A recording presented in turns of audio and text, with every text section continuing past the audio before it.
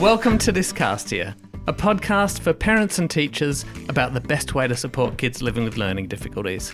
My name's Michael Shanahan. And my name is not Michael Shanahan. It's Bill Hansberry. Welcome. And today we are joined by Benita Ranzon, who is an educational psychologist.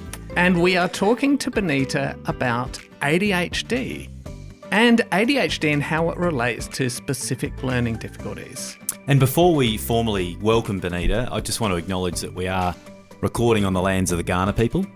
We want to pay respects to elders, past, present and emerging, and acknowledge their deep connection to the land we're on, and also acknowledge that colonisation and dispossession, unfortunately, are ongoing processes. Welcome, Benita. Thank you, Bill, and thank you, Michael. My pleasure. Welcome. It's a pleasure to be here talking about ADHD and learning difficulties. It's a pleasure to have you, yeah. Would you like to introduce yourself? Well, Give us a little bit of your background. I have been working in the educational psychology field since 2004. I've been in private practice doing educational assessments since 2005. I've worked in public schools as an educational psychologist. I have been a school counsellor prior to all of that. So lots of time in schools and working with teachers, seeing examples of fantastic teaching and adaptations to learning for students. I've stolen a lot of ideas from teachers over the years. So being able to work as a psychologist but also envisage what people are doing with that information in the classroom has been very helpful link for me. Benita, that makes you the triple threat if we're going to use an entertainment type of metaphor. And Benita, you are one of the directors here at Fullarton House Assessment, Therapy and Teaching. So I'm lucky enough to have you two doors away. Yes. And we often beat the bushes around issues like we're going to discuss today, don't we? Absolutely. Yeah.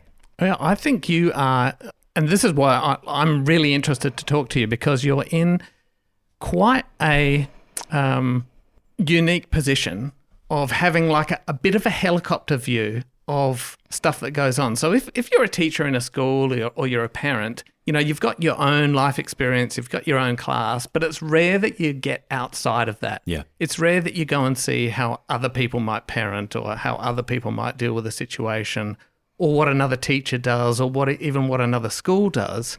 But you're in the unique position of having kind of, by definition, that big overview and that exposure to all the things. And like you say, you've been able to steal things or borrow things from people that you see works, which I think is, you know, so valuable to have that view and that kind of breadth of knowledge and experience with it. So, you know, I can't wait to talk to you today about the stuff that you've learnt and maybe some tips that we can pass on for parents and teachers. I agree that it's like having a window into, so every time I see a student, I have a window into that child's life at home, the classroom with all the information the teacher gives about what's going on, what they're doing for the kid.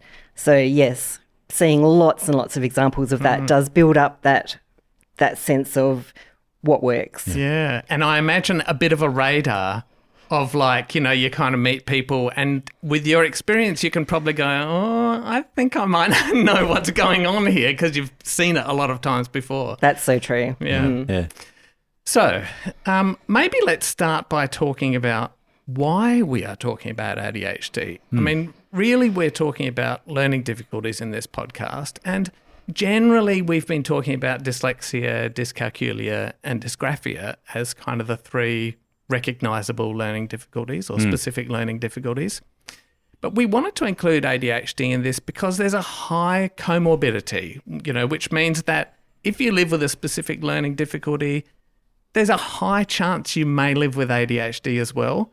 And so if we're teachers or parents working with these kids and trying to support them, I think it's important that we understand that roughly half of these kids or nearly half of these kids are going to be living with ADHD as well, whether it's been identified or not. And I also think it's important because I suspect the strategies that we might use for kids living with ADHD are going to help everyone else as well anyway. Like the strategies we use for dyslexia, dysgraphia, dyscalculia, if you use them in the classroom, it's not like it's going to hurt anyone else in the classroom. You know what I mean? You can use the same strategies across the board and support everyone. So I just want to pick up on something you said, Michael. So between 4 and 5 out of every 10 kids that walk through our door for a structured multisensory intervention because they have dyslexia are going to have ADHD either diagnosed or not. And that's what we know from the research. Is that right? So about 40%. About 40%, 4 out of every 10. Okay, that's huge, isn't it? Yeah. Yeah, right. So picking up again, Michael, dyscalculia is about specific learning difficulties. ADHD is not a specific learning difficulty, but it's comorbid a lot of the time with them. So that's why we're here, right? Yeah. Okay. And it also, even children with ADHD who don't have a specific learning difficulty, they can have learning difficulties that are produced by the symptoms of ADHD. So it still comes in under the need for strategies for learning difficulties, even if it might not be dyslexia or dysgraphia or dyscalculia. Gotcha. Yeah, so if you're a parent or you run a classroom, Yes. this is a significant thing to consider, that, you know, there's going to be kids in your class living with ADHD, whether it's been identified or not. And it'd be great if you could provide them that support, because not giving them the support is probably not going to be a great outcome for those kids. Well, they're the ones that often are disruptive in the classroom Yeah. when they're not feeling like they're successful. Yeah. So before we dive into the specifics of that, maybe let's take a moment to talk about what ADHD is. So what is it? What kind of symptoms or, you know, behaviours do we see living with ADHD kids, and, you know, how do we identify it? Because I know personally that there's a lot of things that can look like ADHD. You know, anxiety, trauma, these sort of things can produce similar things. Pin in that one, and we'll come back to that after we look at a definition, because that's really important to look at. So don't let me forget. I'll write it down. The ones that can mimic ADHD that are not. That's very important too. That's why it's important to have a professional diagnosis and not just assume from symptoms. Yes. Okay, so we're starting from a base that ADHD is real. It exists. It is not just naughty kids or kids who can't pay attention, right? This is really, really important. It's And it's not bad parenting. No, it's the other one. In fact, yeah. All right, so how does it come about, Benita? So first off, the ADHD stands for Attention Deficit Hyperactivity Disorder. And there's a lot of confusion about ADHD versus ADD, which is Attention Deficit Disorder. And that came about because in the 80s they changed the name in the diagnostic manual. And there used to be an ADD that encapsulated the inattentive only without the hyperactivity or the impulsivity. But that doesn't actually exist as a diagnosis anymore. You still see ADD referred to by people in the community because it captures the non-hyperactive kind for them.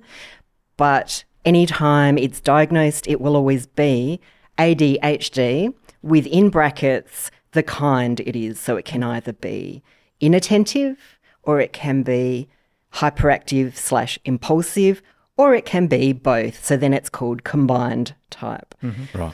And the way it's diagnosed is with a number of symptoms. So there is a list of symptoms in the inattentive category and in the hyperactive impulsive category, and you've got to get 6 or more.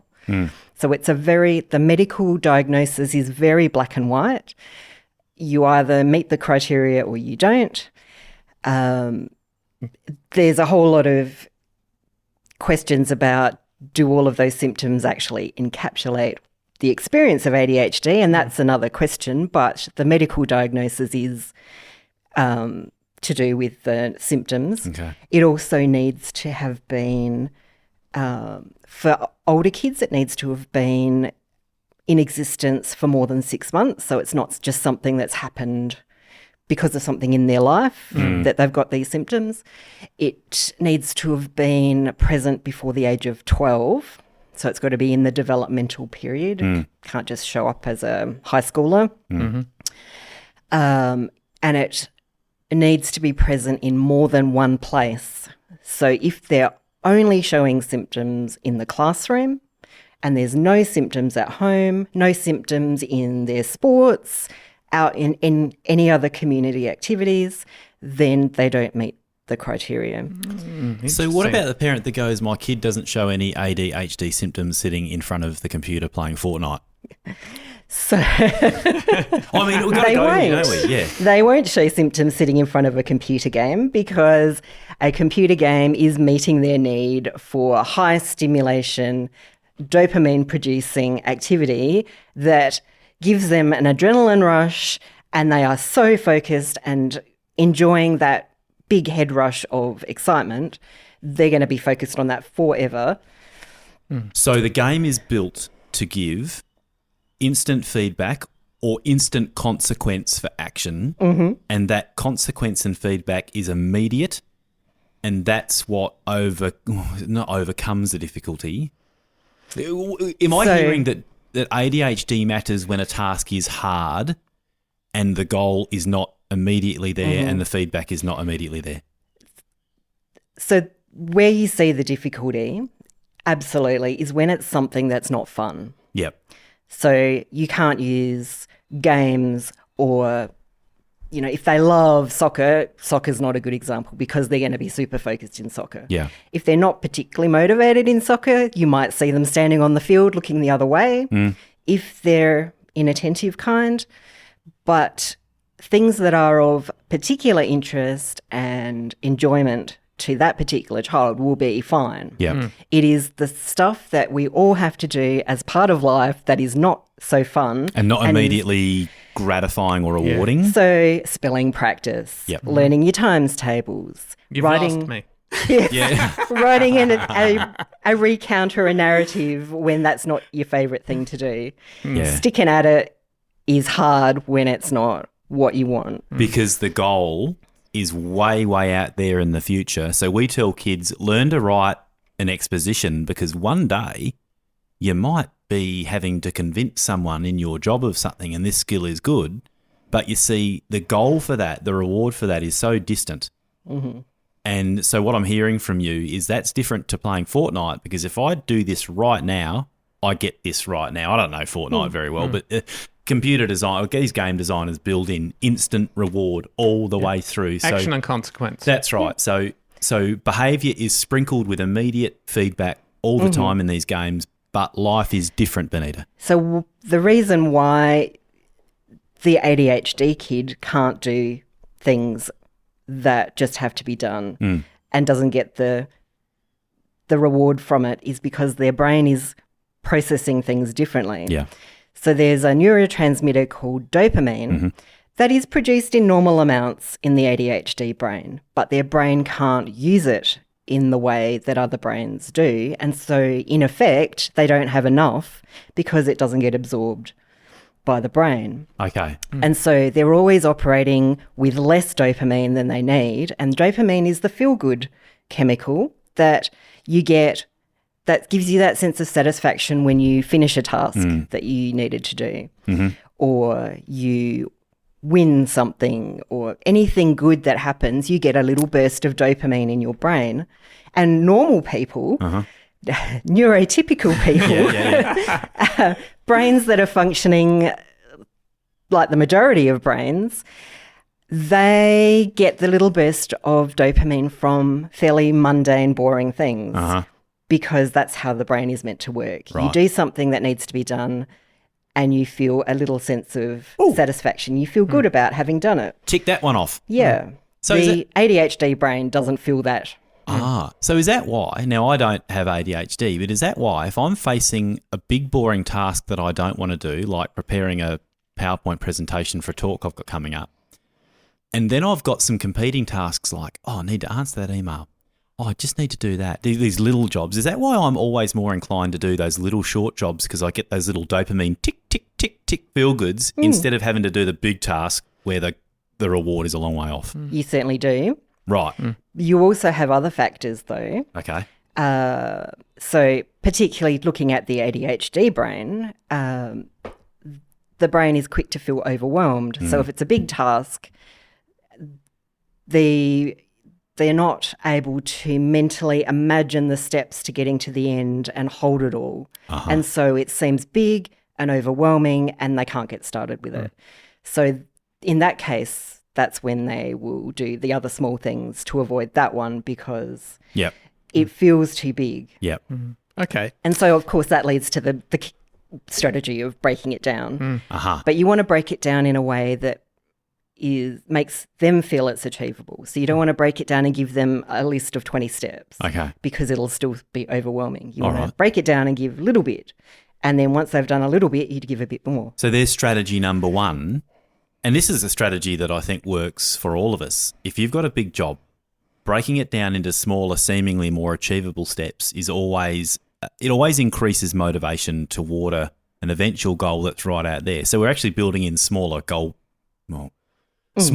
into a bigger goal. And okay, all right. Manageable, achievable chunks. And that aids motivation because you can see markers past you. You can see you've been successful at the little bits along the way and you're getting the bursts of dopamine for... I'm imagining a road and you see these visible markers as you pass them and that helps you keep motivated toward that bigger goal. To some extent. Right. Except doesn't always work for the ADHD brain because your end goal is too far off. And even the short goals, unless there's something else in there to give you buy-in, you can fizzle out along the way. I was going to say, if those short-term goals are still boring. Yeah, right. Good luck. Yeah, that's right. Gotcha.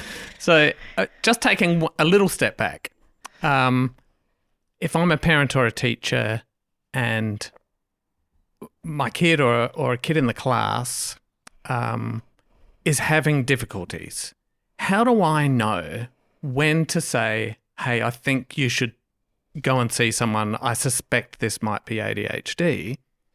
Like at that kind of day-to-day level, what are you saying in the class? Yeah, and what should be kind of raising some red flags for parents or teachers around saying, this isn't typical reluctance. Every kid is reluctant to get away from their computer game and do their homework. Like this, we're talking about things that are kind of universal, as in everyone gets motivated to do difficult, lacks motivation and procrastinates to a certain extent and so on. So what kind of separates someone who might be identified with ADHD from your garden variety, I don't want to do difficulty with life or, reluctance to do stuff? So part of it is understanding that human beings generally want to do what they're meant to do. Kids want to please their teacher. They want to do what everyone else is doing. So then generally speaking, if they're not going along with the group, there is a reason of some sort. The ADHD kid will be the one that understands the task, knows all the steps to do the task, but can't get themselves started. Once they get started, they might need help to get the first bit started. And you think, okay, they're off. Nope, they're not off. They'll be a little bit, say they might write a couple of sentences and then they'll be talking to their friend. So their brain has timed out really quickly, whereas everybody else's brains are able to stick with it and write half a page. So it's the kid that doesn't produce what they're mentally capable of. So you see a discrepancy between, hey, this is a really smart kid. They're obviously really bright. They understand the work, but they just don't do it. Yep. And no matter how much pressure I put on them, no matter how many times I tell them off or say, do your homework, I keep reminding them it's water off a duck's back. It just doesn't happen. Yep. Is that what we're talking about? That kind of scenario? Whereas you have a typical kid who might be reluctant to do their homework, but, you put a bit of pressure on or you say, no TV if you don't do your homework. Okay, they roll their eyes and they sit down and they do it and they get it done. But that scenario doesn't quite play out with the kid living with ADHD. So I started to get a flood of people coming for assessments for ADHD when parents had to do home learning. South Australia had, 3 weeks of it. And suddenly parents were sitting trying to get kids to do work at home, and the kid just couldn't do it. They couldn't be left alone. They needed prompting through every small step. Those are the kids that we're talking about. Kids who've got dyslexia, sure, they struggle with the actual task, but can usually stick at it and do a job that might be poorly spelt or whatever. But the kid with ADHD just cannot do it without constant supervision, prompting for each bit. They do all the negotiating with the parents, like, I want to stop now. No, just do 2 more and then you can have a break. And this is whinging and whining, and that is what you're seeing. Yeah. So we have this difficulty with productivity. So it's a lack of productivity and not even a lack of desire to be productive. So they want to do it, and they probably do want to do it, but they just can't. And we are saying that this isn't just a situational thing. This is persistent and pervasive. So I just was thinking about, every parent could relate to, I've had a kid and I just can't get the boosters going with them, or I start them and they stop. If that happens once or twice, we're not saying that's ADHD. This, Benita, what did you say? This behaviour has to start before 12? Yes, but generally you would be, and I think that criteria is a bit nonsense really, because it really needs to be, you need to see evidence. When they're little, you see traits when they're toddlers, you see traits when they've started school. They're usually quite difficult to keep on the carpet in reception. They don't stay in their seat. They don't follow the instructions because they don't remember instructions. So you see it early, but the criteria is it has to be before 12. Gotcha. But it is way earlier that you can pick it. All right. Okay, so we have issues with productivity, despite having the knowledge and having the want. Yeah, and even the motivation that finds it difficult. What were you going to say? I think this is a good point to perhaps go back and talk about executive functioning. Yes, okay. Yep. Because that underpins all of it, really. And what is executive functioning? So our brains develop starting from the very back through to the front. So the back's got vision and hearing, and the sides have got, language processing and aspects of memory, and there's the bits down the middle that do lots of important things. But the frontal lobes are the ones responsible for planning what you're going to do, organising your thoughts, organising your possessions. I'm imagining the conductor of an orchestra at the front. That's a nice analogy. Okay. It's often referred to as like a personal assistant who keeps the boss who's got no skills of their own on track with the personal calendar and getting their dry cleaning and organising their life. And your kind of inner voice that says, okay, first I got to do this, and then I got to do that, then I got to do that. Okay, so let's holding get started. it all in mind, now knowing what you're going to do later. Yep. Yes. Here we go. Let's go. And you sit down and do it. But a kid living with ADHD might have those thoughts, but then those thoughts disappear, and now they're thinking about the thing they can see out the window. Yes. Maybe? Is that correct? So what's the brain missing there? is not, the frontal lobes are not as developed. So the research shows it's 30% less well developed. So an 11-year-old is like a 7-year-old. So with ADHD, you can deduct 30% from their ability to... As a rule of thumb. Although it does vary. Some kids are more responsible than others. But. So can I just dig into that? So we've got a 9-year-old. And when we look at the skills of managing tasks, sticking with what's hard,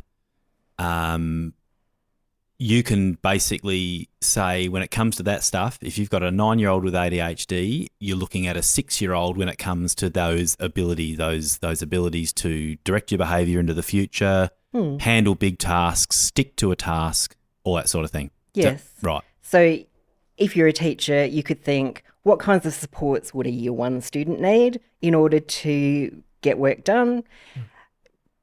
The what year level are we talking about there? Year 4, year 5, yeah. Is going to need similar structures in place. They're not going to be just able to be set a task and let go to go do it. Like everybody else is expected to be relatively independent. Yep. So they will conk out. They will. Real fast. Yeah. Even though they want to do it. And know that they'll get in trouble if they don't. Yep. And they often are very anxious because they're constantly aware that they're failing to meet expectations, and so they're always worrying about it. But the more worried they get, the less their brain can think and problem solve, and the frontal lobes really switch off when you are stressed. So even though they're not well developed to start with, you are not using your frontal lobes at all when you are super anxious. Right. You go to your fight or flight responses, and you either avoid the task altogether or you swear at the teacher. I've had a few kids recently who've sworn at the teacher or thrown the chair or whatever, which is your fight response to being asked to do something that stressed them out. So going back to executive functioning, there are these processes that reside in the front or the frontal lobes of the brain, which in a brain development sense are the last to develop, because you said the brain develops from back to the front. And the executive functions are probably aptly named because what does an executive do? An executive organises activity. So the executive functions could be that inner voice, like Michael said, do this first, then do this. Oh, don't pay attention to that. That's not important. We need to be focused here because there's this goal out there in the future that we're trying to meet. So executive functions, are you saying direct our behaviour toward a goal? That's one of their jobs, right? Mm-hmm. Is that fair enough? Mm-hmm. And if you have ADHD, that ability to direct your behaviour in the short term toward a long-term goal is inhibited by the condition. All right. And that interacts with difficulties with working memory where you can't hold it in mind in your working memory, and so it's like you never thought it in the first place. It evaporates completely. So it's not simply that you can't organise yourself to the goal, but you may forget the goal in the first place. What you were doing. Yeah. So I'm sitting in the classroom and the job is to get a half a page written using a narrative structure. And I've got started and all of a sudden I see something out of the corner of my eye. Yep. And my mate's got out of his seat and I think, I wonder what he's doing at recess. So...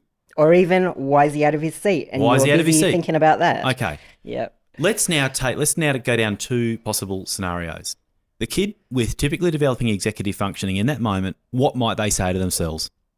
In that moment when they have noticed something happening, what will they do? Well, they'll be going, he's going up to sharpen his pencil. Yep. I don't need to be looking at that. I'm going to look back down at my work and keep going. Because if I don't... I can see the teachers looking at me. Okay. So the ADHD kid won't notice the teachers looking at them. Right. So with typically developing executive functioning, I go, hang on, the task here is important. I'll get in trouble if I don't. Kids do get in trouble if they go off task. I'll talk later to Michael. So you might have a word or two and then you stop. Oh, okay. All right. Yeah. So... And then I remember the task I was on. So I was momentarily pulled away. My attention was pulled away by seeing Michael, some thoughts that were associated with seeing Michael, wonder what he's doing at recess. But then because I could hold the task I started with, which was writing in working memory, I then can return to that task because I never forgot what I was doing. Yes. And you can also stop yourself from doing something. So you can inhibit a response. So the typical kid might say a couple words to the kid who's up. Yep. And then stop themselves, whereas the ADHD kid will start talking and then keep talking. And leave the seat, possibly? And may leave the seat, yes. So I remember working with kids as a teacher that I thought had ADHD, and these kids would get out of a seat and cruise, and when I said something like, Michael, you're out of your seat, it was almost like they would look at themselves and kind of, how did I get here? Almost like they had... just had no awareness that they'd cruised. Mm-hmm. So and that is that living in the moment and not having that sense of time of where you've come from and that I was sitting working and now I'm out of my chair and then I need to be sitting back working, that they're living in the bit where they're talking to their friend and they're standing up and they're not mentally aware of any of that other stuff. Yeah. And so they can't use that to get themselves back on track. So this is living in the moment and forgetting. And that has a lot of implications because it also makes a difference to how they feel. Yeah. So living in the moment, if you're working on a task and you're feeling like this task is easy, I'm doing it well, the teacher's really happy with me, they're going to be motivated and they're going to keep going and feel good about it. If they're doing something and they're a bit confused, they don't know quite what the instruction is, that's going to colour the whole task and their sense of self, and they're going to go, oh, I'm such a failure at this. I don't understand what's going on. Everyone else knows what they're doing. And they can't think back to all the other times they've been successful and go, oh, I'm just having a bit of trouble. I'll put my hand up and ask for help. It suddenly is like the be-all and end-all of life is this failure at this task. So you just brought an additional dimension to this, Benita. So the student with ADHD cannot use hindsight, a memory of the past, to then direct their behaviour toward the future. Because you know where I'm heading here. I listen a lot to Russell Barkley, who is, or once was, one of the world's leading figures and developed what they call the unifying hypothesis of ADHD. And he talked about a type of memory where we can visually remember. I think he referred to it as theatre of the mind. So you see in your mind's eye a picture. So this kid cannot see in their mind's eye a time when they had another time when they were confused with work, but then got through it and said to themselves, all right, got through it, and then can't use that past information about getting through it to go, it's all right, Bill, you're confused. You've been confused before, you got through it. Just stick to it. You're telling me that ability is impaired. Yes, and I don't think it's a lack of ability to visualise things that have happened in the past. Right. I think it's about the working memory and to use things that are in your long-term memory, experiences or facts or math facts or spelling or whatever. You have to pull it out of long-term memory and it has to sit in working memory to use it. Okay. Everything goes through working memory. Yep. It needs to sit in working memory and be processed to get into long-term memory, and then to come back out and be used, it's got to sit in working memory again. So if you don't have a good working memory, you can't pull stuff out when you need it. And so drawing on those experiences in a timely manner when you need them may not happen. So using your past to inform your behaviour right now becomes a difficult thing if you've got ADHD. Yeah. Okay. So we've got kids being non-productive. We've got kids that are distracted, can't get on a task and stay on a task when something else happens in the classroom. Easily pulled away. Yeah, easily pulled away. Daydreamy. Yep.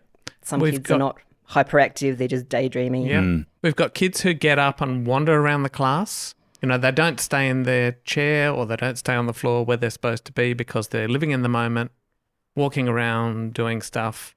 I think you mentioned you've heard kids swear at teachers because they go into that fight or flight mode because they get overwhelmed, their anxiety increases, and that executive function further disappears and they become, acting on instinct. And they feel threatened, so they either withdraw completely or they attack and try and fight their way out of it because they're in that, kind of fear response. Okay. That is a whole lot of stuff going on for a kid when all we're really asking them to do is write a paragraph of text. Yes. And all this stuff is happening. That's a very confusing and noisy inner environment for a kid to be working in. Truly, this is truly impairing. This is debilitating. Yeah.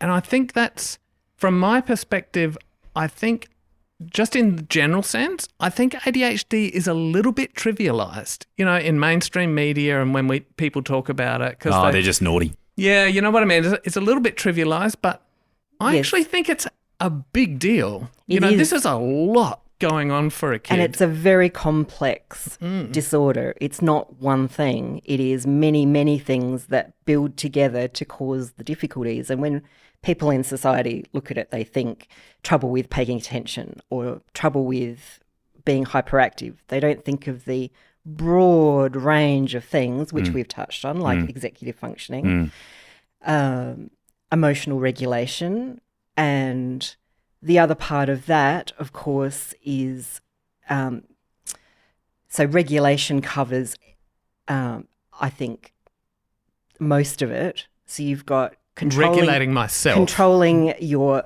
emotional reactions is your emotional regulation. You are regulating your attention and your focus.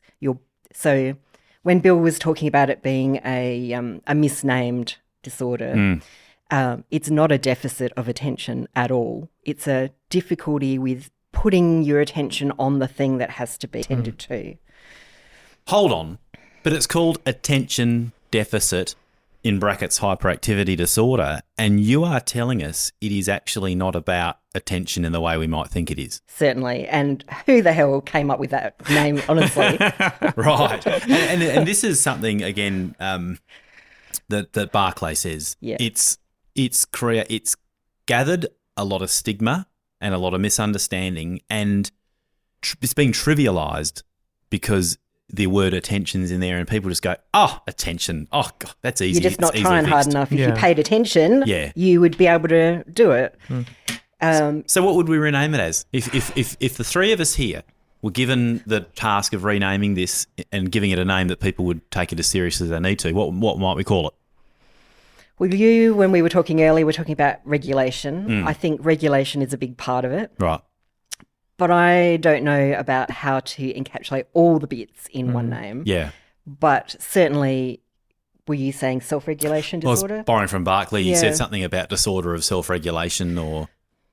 Because you're regulating emotion, you're regulating attention and focus, and you're also regulating your sensory experience. And that is very much an overlooked part of ADHD that underpins a lot of the overstimulation and overwhelm that happens is to do with sensory processing. Okay, can we go back to the kid writing the persuasive text? And we started off with the kid who is typically developing and they have those regulating abilities. Their friend Michael gets out of their seat. That creates a momentary distraction. They're pulled away from what's in front of them. They look at their friend Michael. And Benita, you said they might say, "G'day, Michael, catch you at recess." But then they can return to task because they've held in working memory the task. All right, let's go for the kid who does not have or is delayed in those abilities, and we call that ADHD. What happens for that kid? What breaks down, goes wrong? So to tie in the sensory processing and sensory regulation side of it, they're sitting there with their paper and their pen, and so people with ADHD can be oversensitive to some stimuli and undersensitive to other stimuli, and that varies. The particular combination of what their sensitivities or their seeking is different for every kid. But let's just take an example. If you're sitting there with your pen, you might be noticing that the lumps on the irregular shaped pencil are poking into your fingers and you're trying to ignore the feel of the pencil, or you're noticing the scratchy feel of the lead on the paper. At the same time, you're hearing the clink and clank of the classroom around you and other kids talking, and voices are particularly distracting. So any words that are said will be what that kid is focused on and not on what they're doing. They might have bright fluoro lights that are visually overstimulating. An air conditioner humming. So being able to tune out, the average neurotypical person can tune out distractions and not notice them. Benita, is it tune out or not behave toward it? Because I'm going back to what Barclay's talked about. He said if you're typically developing, you may notice the air conditioner momentarily or the kid moving or the voices. And he said there then needs to be an inhibitory response that says don't behave toward that thing. And he said, if I understood him correctly, he said with a typically developing brain, tends to happen so fast that you're not aware of it. Gotcha. So but it's a micro process. Okay. So your brain registers new stimuli. So if you come into the room and there's a new sound, like the air conditioner is in the room and not outside, Yep. you'll first notice it. Your brain will notice it, but you may not be consciously aware. Gotcha. But then it continues on and you tune it out. Okay. So people, if you ask them, the average person will have not noticed it was there at all. Gotcha. But their brain has registered it. And said that's not important. It's not relevant. Yeah. So it's not salient. Mm-hmm. Okay. Okay. But So, go on. but the student with ADHD, that mechanism isn't working, and they will notice that, pay attention to it, and sometimes behave toward it, talk about it, move to it. So some people, like adults with ADHD are very interesting to talk to because they've had time to really come to terms with how their brain is processing stuff. Yeah. And I see adults in my practice who've come for a diagnosis later in life, and they'll describe having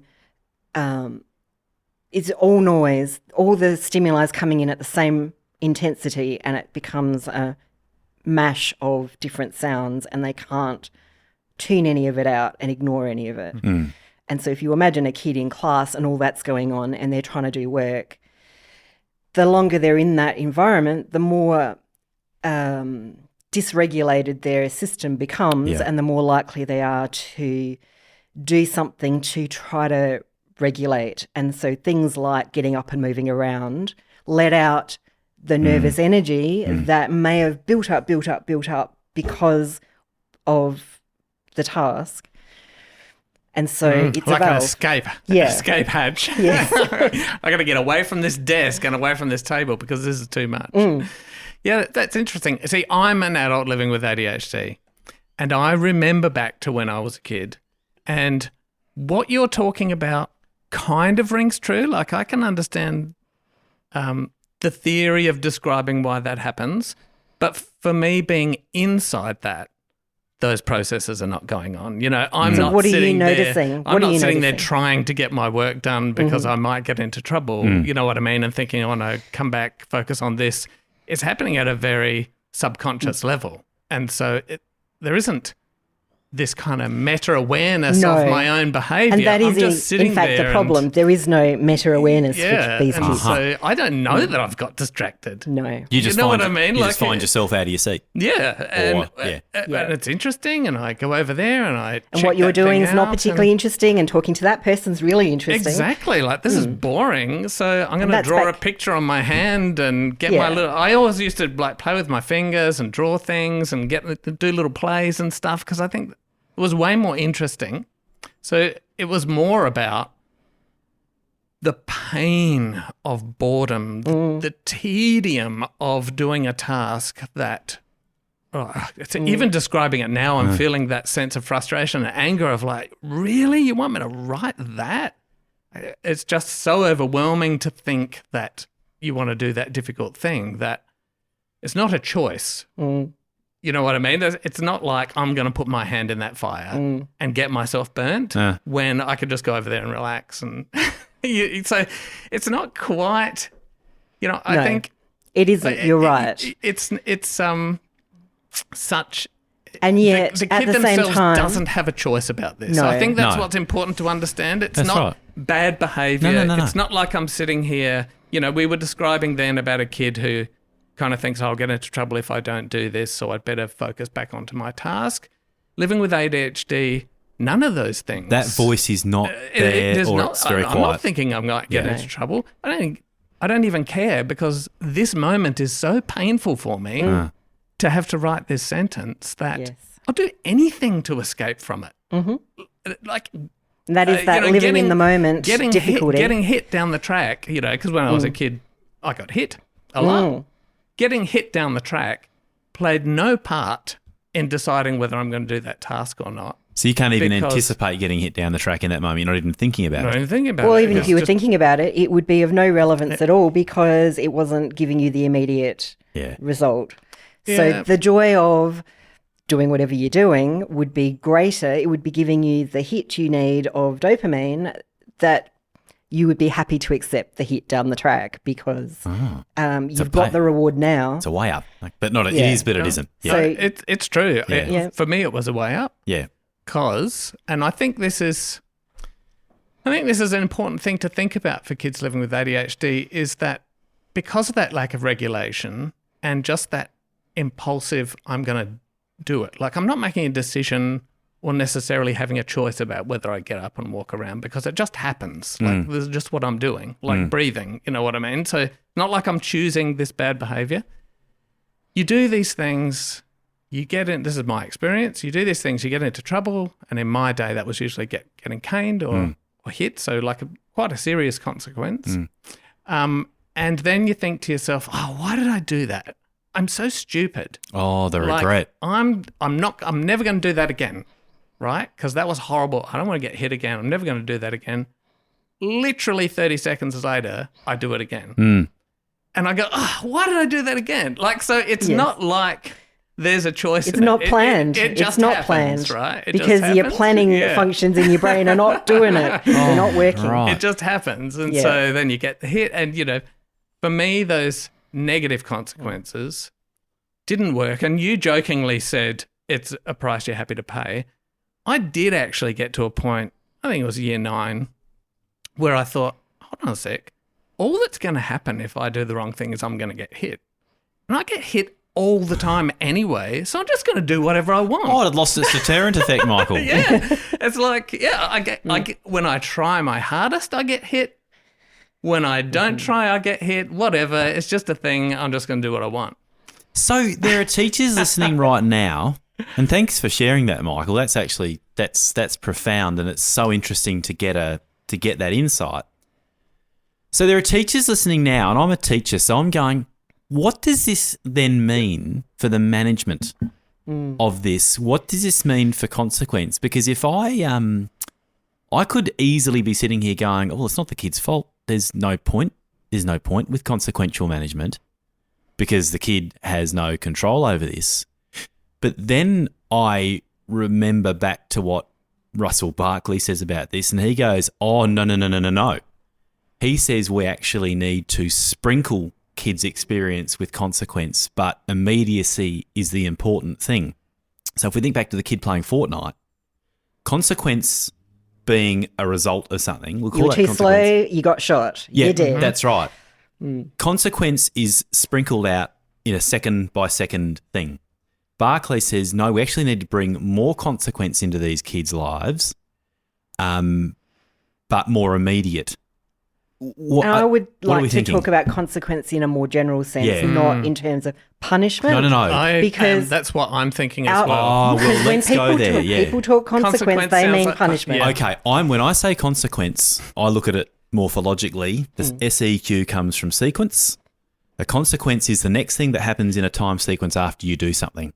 So it's what comes next. Yes. So I'm not talking about punishment. So psychologists call that reinforcement. Gotcha. And whatever happens straight after will either reinforce you doing it more or discourage you from doing it. But for the ADHD kid, the best consequence is working on the positives. And there are lots of things, not just give them a reward, like a concrete thing. That's could be one thing.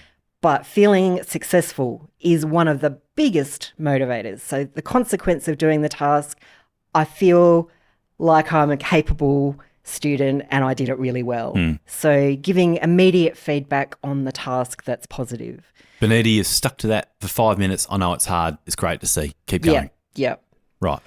And using timers for younger kids can be handy because it gives them a sense of this is how long it's going to be, and a visual one that shows there's ones that have a red chunk that disappears slowly as the time runs out is a really clear way of showing I've only got this much time left, and then getting some kind of in the teacher coming over and doing something, talking to them about what they've done, praising them, adding them to the reward Pin system, move or whatever you do, system table they've got. point, marble jar.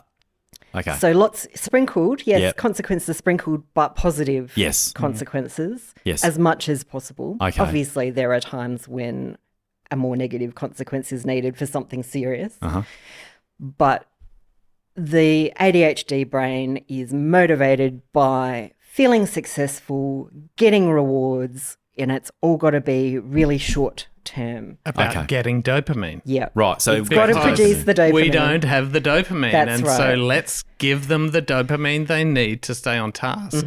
Now, here's just relating what we were talking then about something you said earlier. The idea that when you're in that fight or flight state, the executive function that we've talked about goes out the window. So if we do look at a circumstance where you're threatening a punishment for behaviour, and I think of that as escalating, raising the stakes around your behaviour. Like, so if I go, Michael, this is the third time I've spoken to you about being out of your seat. If I need to speak to you again, I'm going to have to move you. Yeah. Do this or else. Yep. If you get out of your seat again, you'll be staying in at recess time. Right? Okay. You say that to me, I go, I don't want to stay in at recess time, right? I go, maybe not fully, but a bit into that fight or flight mindset.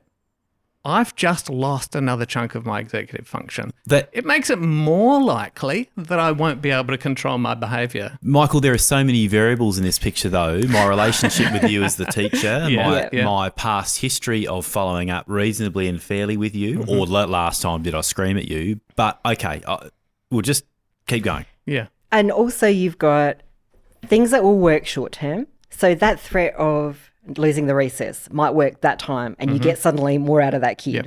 But if you do that every time, the kid can't sustain it because it's beyond the focus capacity. So unless you've done all the other things of scaffolding it and breaking it down and giving the rewards, they're not going to be able to stick at it to get it done without intervention. So they're going to lose their recess. And as soon as they start losing their recess, they'll do what you were talking about earlier, which is, there's no way of winning this, so why bother in the first place? Who needs recess? They won't even start the task. So the kid loses hope that they'll ever get recess. Yep. Because I just want to say from the outset, there are people who say that we should never keep kids in break times, and I particularly not the ADHD kid who needs the mental break. I do and don't subscribe to that because people have lost court cases in the UK over this whole idea of keeping kids in. No, I believe. From which side have they lost? School's been challenged and lost. Okay. Because on the kid's human right to have a break, right? So I understand it's a problem if it becomes chronic. You get that kid, little Billy, never gets out to recess. I don't believe though that I'm not going to sit here and say that is an inappropriate consequential act. There are plenty of times we say to kids, "This needs to be done in your time, or else, Benita." This needs to be done now, and certainly or else it'll be done later. Older kids who actually have to get tasks done, there might need to be other methods in place. But I wouldn't, for year 4 and below, do that. And I do see some kids who are kept in and are in 4 days out of 5 now that's at recess. No one would disagree that tells you that consequence is ineffective. Yes. Yep. So part of what you're looking at is feedback on the strategy you've used and is it working? Gotcha. Mostly that kind of thing won't work well for the ADHD kid because they're just not able. But if it does, if it's a motivator and suddenly the threat of no recess, they get 5 pages written, beautiful. Yeah. It's brought the urgency, talking about urgency of a task and making it life or death, that can raise the stakes. Raise the stakes. And if that is what that kid needed, great. But if you are finding that the kid's losing recess, that's all the bad. time. Well, that is a problem. So it's we need to be a preventative of the problem and not just, okay, you're getting the consequence again because you've done the behaviour again and we just go in and go on and go on. Yeah. Yeah. So we're in behaviour modification, aren't we? Yes. We are in that zone they call BMOD or behaviour modification. And what we're saying is BMOD is always a combination of, for lack of a better term, sticks and carrots. Benita, you said if you've got a brain that is having trouble with this self-regulation stuff, like timers can helping kids break big tasks into small, and if the teacher's got a good relationship with the kid, even just saying, Benita, I've watched you stick to that. Well done. Let's see another 3 minutes, and then I'll come over and talk to you again. So doing that sort of thing, that can have an effect. However, there are times when teacher might go the stick option, not physically, but Benita Carefully chosen and in a small quantities. So we can't go overboard with either. Well, okay. All right. I'm just trying to I'm taking a teacher hat to this as well. So relationship is your biggest tool. Yeah. So working early on in the year to help the child feel that they can trust you, that you're going to be fair. Yeah. And reasonable, clear on your expectations. Yep. Help them if they're not able to do something because it's tricky for their brain to not just go off, you're not doing what you're supposed to be doing, but actually help them.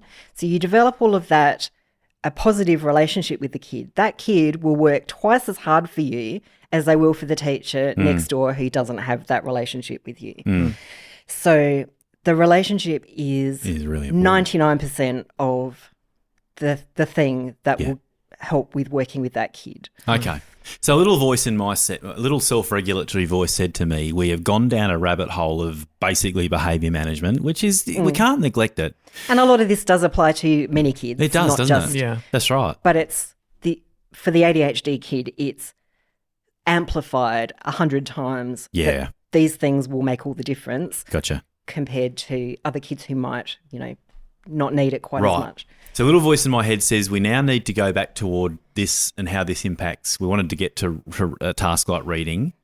Before we do, I just want to summarise. Teachers, we're not saying don't use consequence, because Barclay actually said, and we've agreed, it's about ramping up consequence. But when we say consequence, we mean either positive or negative consequence. But it's just about putting in, sprinkling into that kid's life many short terms. You're on the right track, or good on you, or keep going, or whatever. So and also making tasks that are going to naturally trigger dopamine in the kid's brain. So tasks that are meaningful and interesting. Yes. So teachers who are doing bookmaking instead of narrative writing have really hit the jackpot, because I see the kids with ADHD go, oh, I love writing. We're doing bookmaking and it's amazing. And they might not write as much as their buddies do, but they are so keen. It's like, wow. But you ask them to just write a boring page of text, no motivation. So there are parts of that task they really get motivated by. So the way you pitch a task will make a difference to the interest. And as soon as they're interested, they will do way more, stick at it, focus on it. Yeah, so this is the flip side of the coin, isn't it? Because we've been describing all the things that you might see in a kid living with ADHD that are kind of, maladaptive or negative in a classroom environment. They're not being productive. We're talking about a lot of negative things here. Yeah.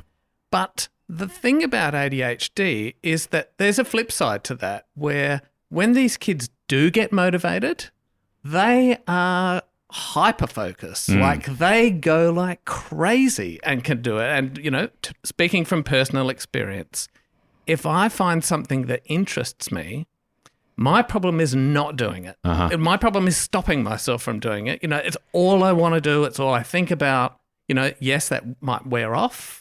So people who know me will see that I'll get obsessed with something for a few weeks till that dopamine stops, and then it's like, I'm not interested in that anymore, so there is a little bit of that. But to try and harness that in a kid, this is where I'm leaning against the negative consequences, because they are, I think, demotivating. I'd like to think a kid is getting into it. Like, how do I get this kid into this task? And of course, that's what teachers want. They want to see all their kids into the task. Yeah, but that's learning's the joy hard. Of it. Not all kids are going to be into everything. No. You know what I mean? And so that's where, you're doing something that's, when you can make something fun. And I know that Bill is not a fan of inquiry learning. Only because I come from only because I see kids with specific learning difficulties who don't have the necessary underlying skills down, and they suffer. And so inquiry learning needs to be well scaffolded so that it's not an open-ended, broad task that you just go for. And it needs lots of small chunking. Okay. But the ADHD brain loves the inquiry work, particularly if there's a little bit of choice. Yeah. So you're going to do animals. You're going to do water animals. You can pick which water animal excites you and you can research all about it.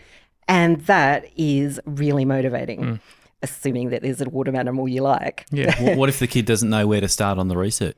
Well, you need to scaffold it. Okay. You need to help them work out what they're going to cover, where they're going to find information. Then when we get to reading, we've got the issues with reading comprehension that might come in, but you need to support the task. Remembering that the executive functioning of an 11-year-old is like 30%. Is 30% less, so is like a junior primary kid. So I go, Benita, start with this book. Yeah. Here's the first question. Yep. All you have to do is think about this, answer this. Find. They've done that. You give them the next bit. Okay. And Gotcha. I can focus on that bit. Yeah. You give me all 10 questions at once, and I was like, oh, that sounds too hard. I'll conk out. Go draw some pictures in my book instead. Gotcha. So trying to make it engaging for the brain is really important. Yeah. But then all the things you've got that you just got to do, like you've got to practice spelling. Yeah. You've got to do maths practice. That's really repetitive and boring for a lot of kids. So that's where your artificial rewards come into it. They give the extra little bit of lift to the motivation. It doesn't always work for every kid, but so earning your class points or do this much of this and then you can play a quick math game on the iPad or listen to a song on your iPad. iPads are really handy for the fun activities. Read a quick picture book. Yeah. Something they want to do. That makes, it's like putting sugar with your medicine. It makes doing the bad thing more acceptable. Okay. So that's one way to up the motivation. The other way is a lot of ADHD kids are quite competitive, but often that discourages them because they can't get the high scores or the, move up the leaderboard with their times tables practice. But they really, really want to be the winner. So if you can build in a competitive element, say with personal best, that you're aiming to beat your own personal best or some other way of measuring competition that works for that kid, that will motivate them to do something that's super boring just because they will get Yeah. They get a kick. the kick from the competition element. Yeah. Okay. Yeah. So when I was saying before, about getting them into something, I wasn't talking about making it fun. Yep. So I'm not talking about let's make this boring task fun. We're not into edutainment. No, right. This isn't about turning a boring task into something that's fun. No. It's about getting someone motivationally engaged. And you can get someone motivationally engaged with something that is really hard and repetitive. You know what I mean? It doesn't have to be always novel, stimulating tasks. No. I spent a long time, working as an animator, like animating stuff. That is an incredibly boring, at the heart of it, repetitious task. You move something one frame, it moves this little bit, one frame, moves this little bit. Like it's very repetitious and boring, but I was into it. And part of being into it is the challenge and the reward of getting that hard chunk of stuff done. So it doesn't necessarily have to be like a video game glitzy entertaining fun thing. like We're that, not talking about that kind of engagement, but it's more the motivation to do it. Is that the word achievable keeps coming into my head? Yeah, achievable. Yep, but interest-based. Yeah. Interesting. And you can't necessarily, you can't predict. You have to know that kid. Yes. And that's part of the relationship of what's going to engage their interest. So if I'm working with a kid, let's say we are doing, a repetitive task and that kid, identified or not, I think, they're going to have difficulty with this. I usually put a tight time frame around it. So I have a timer, like you say, and I say, look, this is only going to be 5 minutes. I know this is boring and that this is going to be painful. but it's only going to be 5 minutes. So, Aren't you priming an expectation that it's going to be boring and painful, though? That's important because then they're not expecting it to be fun. I think that's a good thing. If it already is. All right, so I know being honest about this it. isn't the first time I've spoken to a kid. Okay, because I've So seen... they're not thinking everyone else thinks this is a fun This task. is hard work. Okay. Yeah, it's hard for everybody. It's going to be hard work for you, but it's only 5 minutes. Because I just it. hear this is going to suck. I'm sorry about making you do this. And I see that have an opposite effect on some kids. But anyway, keep going. Well, you have to know your kid. Yeah, That's this is the thing. true. Yeah. Some kids it won't. All right. Fire away, So Michael. I think this is hard work, Bill. Yep. I know that this is hard for you because I'm doing a dictation or something that big cognitive overload. Yep. A lot of stuff for you to do. Yep. And we haven't really talked about kids living with dyslexia or dyscalculia or dysgraphia yet. Added to ADHD, makes that task harder. Gotcha. And so I set a time limit. We say there's only 5 minutes. Yeah. What I want you to do first is relax because I don't want them in fight or flight. Yeah. I don't want them feeling that time pressure and reducing that executive function. Relax and focus. That's the kind of mantra. So I give them time. I say, Bill, take your time. Get relaxed. And some kids do that, they put their fingers together and pretend they're meditating, but they're actually doing it. They're actually going, okay. And I say, you ready? You focused? Hit go, and we focus. We do that. The time goes off, and then at the end of it, we have a break. And I've got fidget toys, blah, blah, blah, stuff they really like. We talk about it. But I also add the level of importance to it. So I say, I know this is hard, but this is just something you've got to do if you're going to learn to read. Yeah, okay. So other factors that are working for you there is that you're nearby. Yes. So having the adult in close proximity is helpful. And there's actually a thing about working alongside others that is quite a thing for adults with ADHD too. Doing it alone is never going to go as well as feeling accompanied by somebody else. And so having the teacher check in regularly and just see how it's going, just feel like they're aware of what you're doing and you're not in it alone. Is that almost like outsourcing your frontal lobe? Yeah. Like all of a sudden that other person helps you pace, helps you, basically lends you their executive functioning by being there and reminding and... That is certainly one way of describing it that I've seen used before. Yeah, okay. You hit it. And in that one-on-one, it's kind of easy. Yeah. You know what I mean? In a one-on-one situation, even in that 5 minutes, even when we prime like that and do that focus and so on, they still get distracted. But I just gently bring it back in. I just say, hey, it's only 3 minutes to go. Stay here. We can talk about that afterwards. You know what I mean? So it doesn't... But you can do that in the class by sitting that kid closer to the teacher. Yeah, it's harder in a class, though, isn't way it? harder. So how do you do that kind of intense thing, where I'm talking to a kid, I can see when I've lost them. But if I'm talking to 30 kids, that's a lot harder.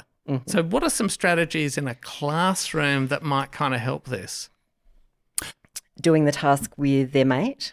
That can backfire if they're going to talk instead of working, but sometimes sitting and actually being able to talk to their friend about the task and not being told off for talking, and as long as they're actually doing the task, means that they can go, so what was that instruction again? I've completely forgotten what does that say on the board there? I can't quite make it out. Okay. So having a buddy can help. What if that's because the distracting teacher can't be there checking in the whole time. Okay, teacher voice goes, what if that's distracting the kids next to them? What if that's during a silent task? I'm being a pain, but This is important. because we want to improve the situation for these kids. Yeah. So that's where I would use the timer and say, I want you to do this for the 5 minutes as quietly as you can and try and get to this point of the task. So do 3 sentences. Yep. By the time the timer goes off. Yep. Aim for 3 or aim for 2. So you want to aim for something that's going to get success. Gotcha. That's not going to feel too big. Yep. Something that's going to help them tune in. So your timer thing, great for quiet work time. Help them manage time. Yep. Yeah. And just make it feel like it's not just going to stretch on forever. Yeah. Because lessons feel really, really long to students. Like a A bottomless school pit. day feels like a year. Yeah. So making time feel short makes the brain feel less Yep. overwhelmed. Yeah, those little chunks. You Yeah. know, I say to kids, the most we will go without a break is 15 minutes. Yeah. And I listen to that. And then we'll have a break. And I go, I don't have a fidget spinner in sight in my room, and and I don't. And this is just a difference in practice. So Michael and I put the same demands on kids, don't we? We were our intervention, Playberry Tier 3. We go through the same thing, and I'm thinking maybe I should for some kids. I just don't know. This is Well, what you're doing is interactive, so there is something going on the whole time. okay. It's interesting you say that. So I look over Michael's shoulder and I see that in an intervention there's a predictable sequence. Mm-hmm. Alphabet work, phonological work, the card drills, revision of a previously taught teaching point, new teaching point, game. Mm-hmm. Lots It's of always, short. yes, kids we're moving fairly quickly between stuff. And you show them that structure. They know that structure. They know, and we stick to it religiously. Yes. And then I watch kids in schools that are big on science of reading, and they've got just the same number of kids with ADHD and all sorts of other difficulties in the room. And I watch this. It's a very good point, because fast-paced that's not approach. necessarily fun. Doing it's those not. drills is not fun, No, it's and for- yet those kids are engaged in what's happening. That's what I'm seeing. And I hear teachers say, But it's interactive. So the teacher's Right. standing there, they're all doing it together. yep, It's not this long stretch of time where they're meant to be doing something all on their own that they've got to manage executive functioning. So it's the happening gotcha. quickly, and the ADHD brain likes to move quickly. Right. So is this why I will have principals go to me a few years into a very structured way of teaching literacy, for example, as I send Michael. I'm getting excited. My hands are going everywhere, right? You should see it. You're just going to have to imagine it. Principals are saying to me and teachers are saying to me, we are getting far more out of kids in this part of the day, which is around highly structured, highly explicit teaching, where those things are happening. There's a drill component of grapheme phoneme correspondence. Then we move to a drill where kids are using whiteboards, writing a word. Then do a heart word drill. But the kids are moving and they're being taken through a predictable sequence, and they're going, see that kid over there? Could not sit still before we did this, rolling around the place under a table, and they go, you couldn't spot them now. What's going on? And I know you can't teach like that all day either. That's a part of the day. What's happening for these kids? Why are these kids performing better in that situation? Well, part of it is what we talked about with short chunks. Okay. And immediate feedback. Right. And I think it's structure. Right. Like if you imagine the ADHD brain struggles with that executive functioning of like, I don't know what to do next or what sequence to do it in. By providing that structure, I don't have to work. takes all I don't have to think the about effort that out of it, anymore. and you just have to do the thing. I don't have to think about what I'm supposed to do next or what the teacher just said or what I'm just in the groove. Right. Like in that state of flow, and I know what's going to come next. So there's no anxiety about it. It's just, I've got this structure. For me, living with ADHD, structure is everything. I'm talking everything. So in my morning routine, Yeah. this is rather personal, but my morning routine, because I have such a poor sense of time, like, I can get lost in something, and I'm not joking, a whole day will go by and I haven't got up from my chair because I'm into something, right? So structure for me is important if I want to be somewhere on time. So I have a set routine in the morning, and it's so set that I don't have to think about it. I just automatically do it like a muscle memory. I do this, I do this, I do this. And it takes roughly the same amount of time, and you get to the end of it, and it's the right time to leave. Exactly. And I haven't even looked at my watch, but I know that when I get out of the shower, it's roughly, I'm going to be on time because I've done everything in the sequence, right? So you set your environment up to be your executive function. Yes. Okay, here you go. Now, No, routine has become, it's taken over. Yep. Gotcha. So it's habit, Yes. developing good habits, Yes. which has happened for you. So we've your got that environment cues structure. you all the way through. Yes. Right. So I've got that structure, and even though this is, me as an adult, think about this as a kid in a classroom. Yeah. And because that's what we're talking about, isn't it? Yeah, Those it is. structured sessions where it's Yeah. like, I know what's going to happen. So it's such a relief to go, I don't have to have all this stuff in my head thinking about what do I have to do next and so on. And so it cuts down that amount of executive kind of chatter that's going on. I can focus. All humans create routines. Yeah.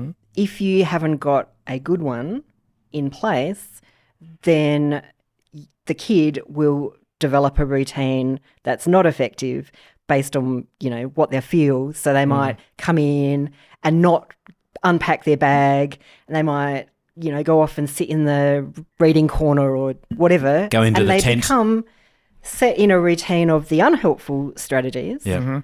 Or in the morning with the morning routine, getting ready for school, set into the routine of the unhelpful. It becomes a routine regardless. It's hard to break. And then it's hard to break. But your brain loves routine and it creates routine. It's just about whether it's going to work well for you or not work well for you. That's right. And then for me, something goes wrong. Out of routine, like Throws my the whole thing. shoes weren't in the spot that they are always in. Or Bill rings you. Yeah. Or Bill rings me, right? Goodbye whole morning.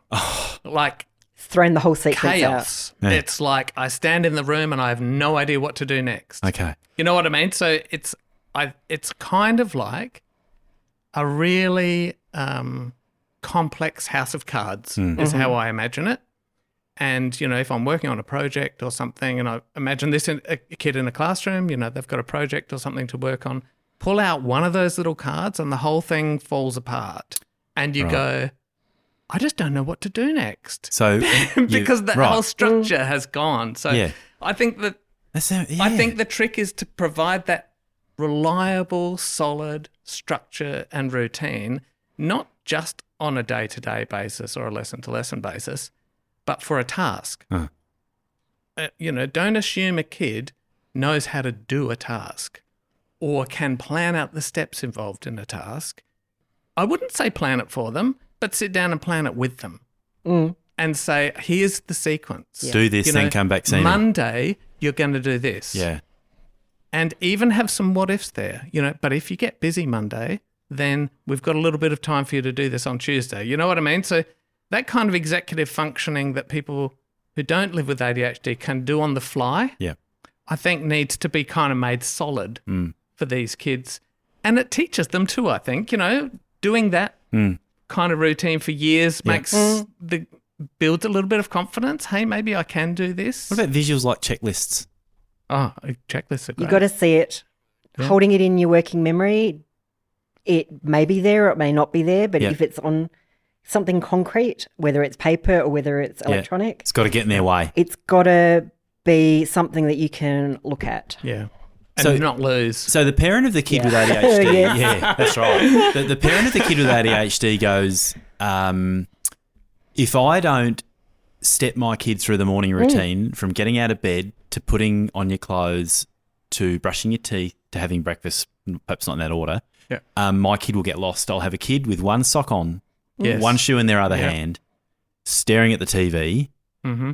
And I remember now none of my kids have ADHD, but even with my kids who, as far as I know, are neurotypical, I remember teaching my kids a morning routine and I had to be up before them and ready so I could stand at the kitchen desk and kitchen bench and direct traffic. Now you've done that, do this next. And the TV was off. But I was thinking, even with kids without difficulties of well, they're still developing their executive function because they're children. Yeah. And I had to go do this, then come tell me you've done it. Now do this. Now we got them into a routine. And I feel so like, how hard is that for a parent with a kid? Yes. Who doesn't have the internal regulating. So a lot of parents I see who say the morning routine is so difficult don't have a visual checklist. Gotcha. So my first suggestion would always be write it down. You might then take it up a notch by putting sticky notes or a little note in the bathroom that says, now that you're in this room, you brush your teeth, brush your hair.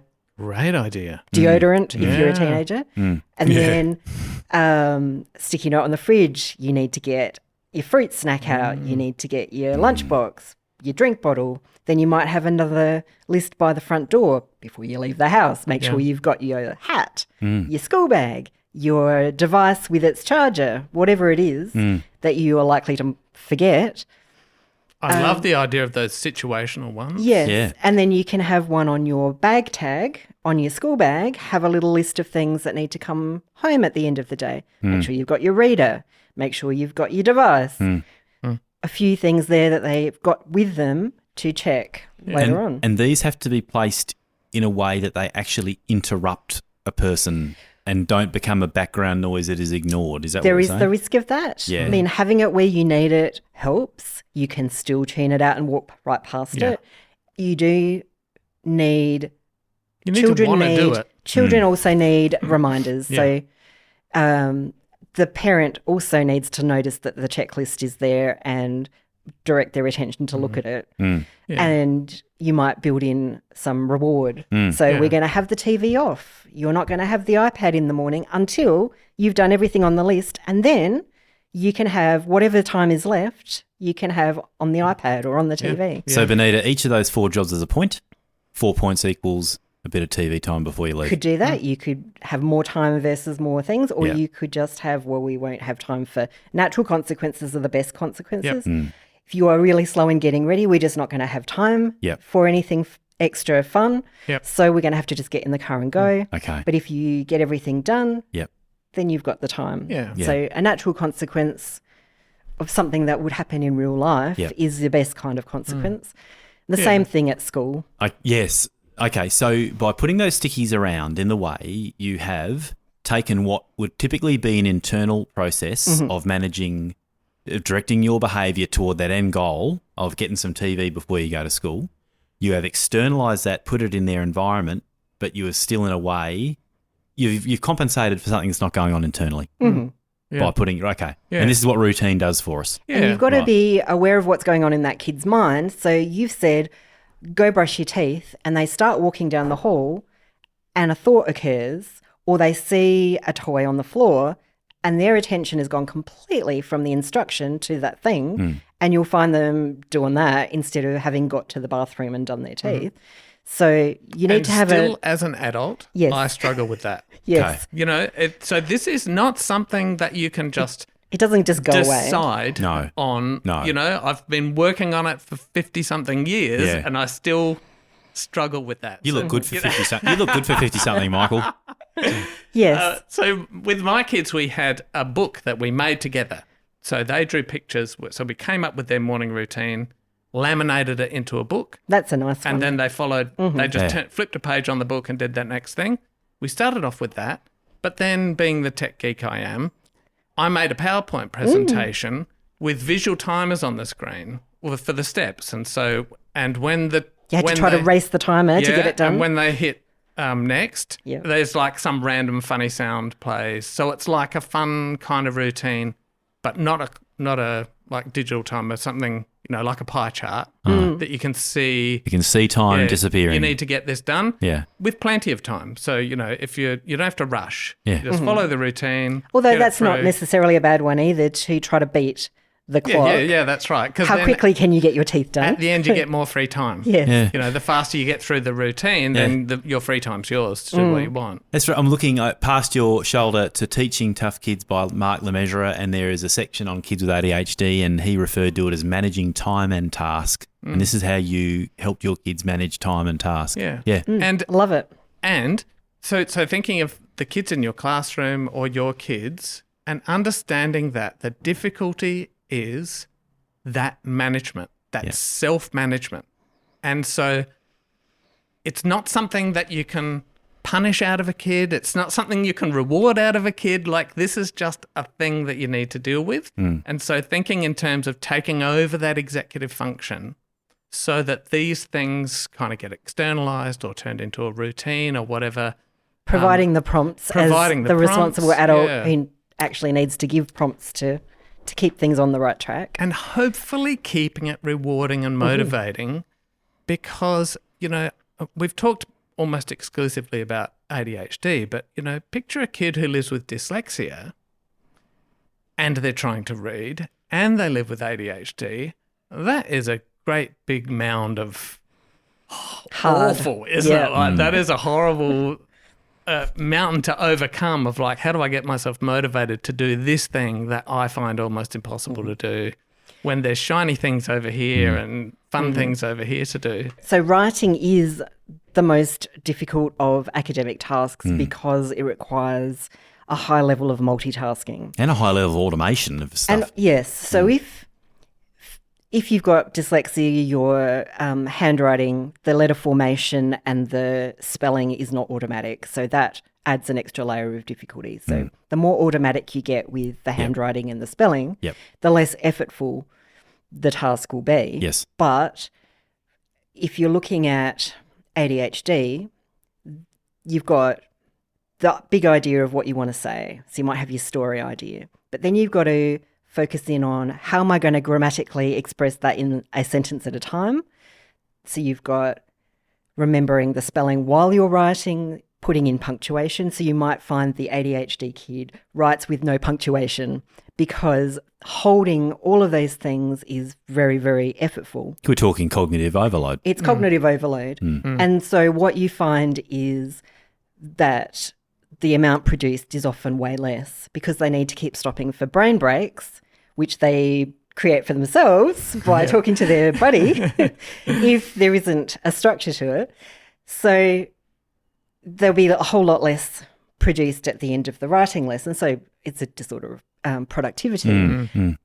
And generally what I would suggest is that more of it is typed, certainly past junior primary years, because typing is mentally, it hasn't got the motor component, so it's mentally less effortful, which takes a level of that cognitive load out, and particularly if you can get a bit quicker in typing. So then you only have to do one thing. You don't have to rewrite it to get a good copy.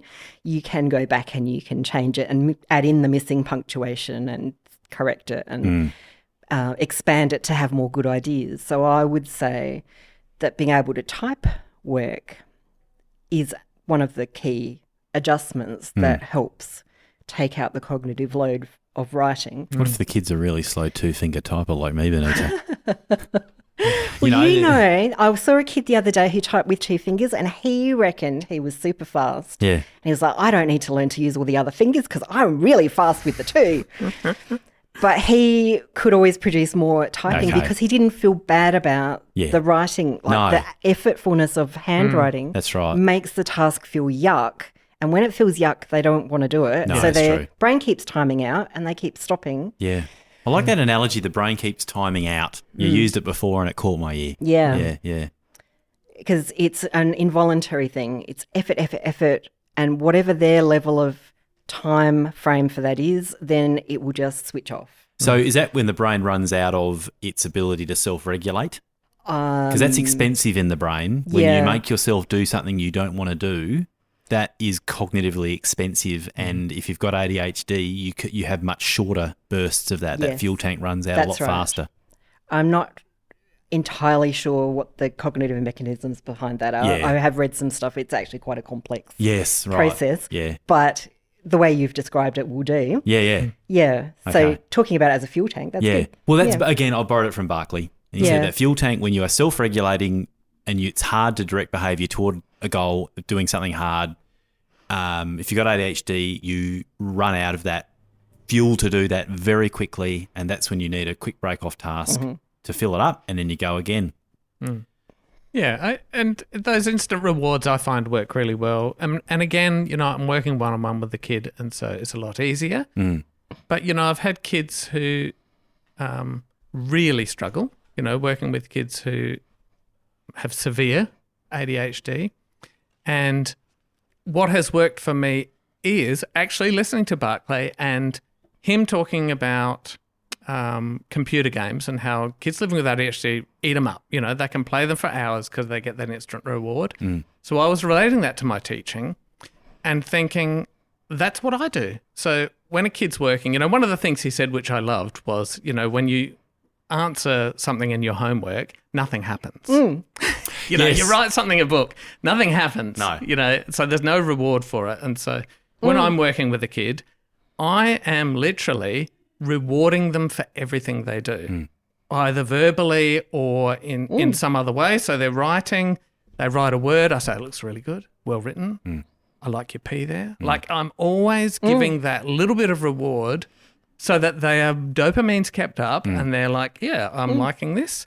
That's how I get kids with ADHD through a 2-hour assessment in one sitting is, constantly interacting and praising and observing. Like I'll observe, hey, that was really great how you slowed down and thought it through there. Yeah. So commenting on the qualities of paying attention, thinking it through, giving it a go, all of those qualities. Rewarding the behaviour you want to see. If your kid's got a phonological disorder, however, I'm going to be very careful about saying good stuff when they're right in the middle of trying to hold a phrase in mind to write it. Yes. Yeah, exactly. And so... Oh, you don't do it quite as often when you're working with a kid in a classroom, of course. You can't be there for every word. Now, I have done this as well, is I have a little plastic cup and some beans, and so I don't interrupt the kid and I watch. They get a little reward, and I just pop a bean in the cup and it makes a little clicking noise, like a computer reward type thing. Yeah. And so I'm not interrupting them or breaking their flow, but they are hearing the beans going in and they're getting like, I'm doing a good job here. I've heard of teachers using that in the classroom where they have something that they drop into the pot.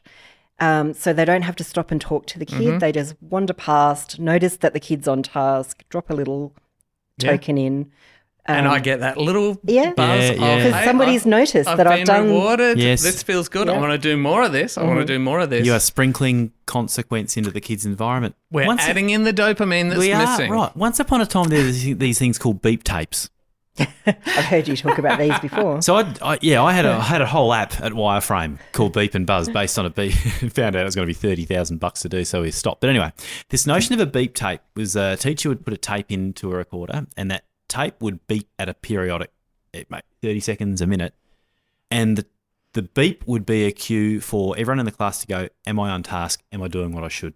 Constant external reminder to check in, am I maintaining task? Am I maintaining task?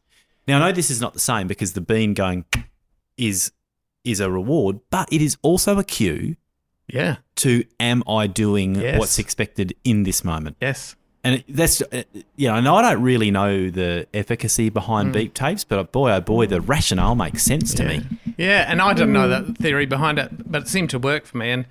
And this was in maths that I've done this. So then at the end, we count the beans. And we talk about different ways of counting the beans, and we add them up, and, their task is to add them up and blah, blah, blah. So it all kind of connects together. And I'd pull the beans out. They've got to estimate how many are there. So it's like, I don't know, it just makes a difficult task just finding little opportunities, because you think of computer games and, we think about this fun.